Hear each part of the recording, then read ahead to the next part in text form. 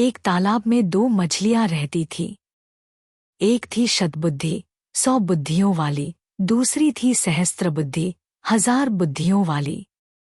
उसी तालाब में एक मेंढक भी रहता था। उसका नाम था एक बुद्धि।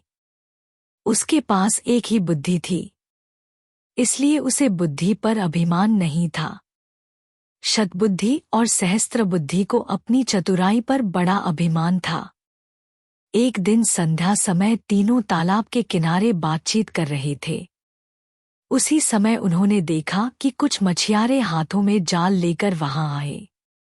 उनके जाल में बहुत सी मछलियां फंस कर तड़प रही थी। तालाब के किनारे आकर मछियारे आपस में बात करने लगे। एक ने कहा, इस तालाब में खूब मछलियां हैं, पानी भी कम है। कल हम यहां आकर मछलियां पकड़ेंगे। सबने उसकी बात का समर्थन किया। कल सुबह वहां आने का निश्चय करके मछियारे चले गए। उनके जाने के बाद सब मछलियों ने सभा की। सभी चिंतित थे कि क्या किया जाए। सबकी चिंता का उपहास करते हुए सहस्त्रबुद्धि ने कहा, डरो मत। दुनिया में सभी दुर्जनों के मन की बात पूरी होने लगे तो संसार में किसी का रहना कठिन हो जाए।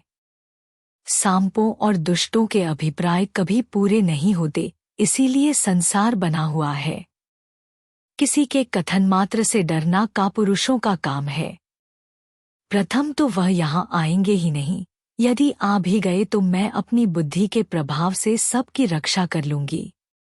शतबुद्धि ने भी उसका समर्थन करते हुए कहा, बुद्धिमान के लिए संसार में सब कुछ संभव है। जहां वायु और प्रकाश की भी गति नहीं होती, वहां बुद्धिमानों की बुद्धि पहुंच जाती है। किसी के कथन मात्र से हम अपने पूर्वजों की भूमि को नहीं छोड़ सकते। अपनी जन्मभूमि में जो सुख होता है वह स्वर्ग में भी नहीं होता।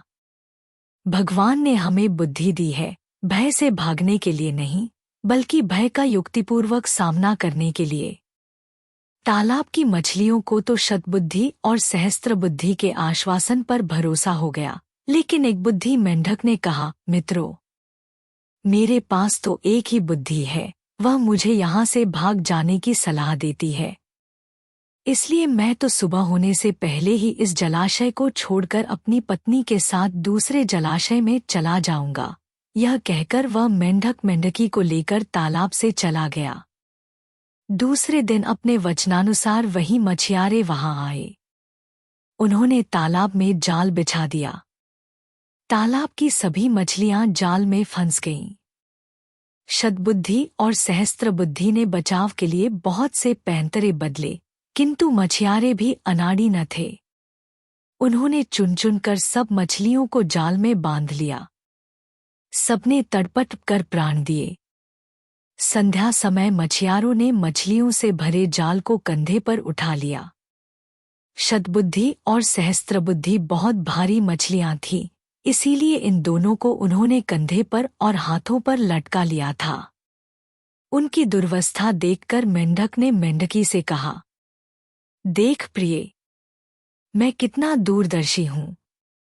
जिस समय शतबुद्धि कंधों पर और सहस्त्रबुद्धि हाथों में लटकी जा रही है, उस समय मैं एक बुद्धि इस छोटे से जलाशय के निर्मल जल में सानंद विहार कर रहा हूँ।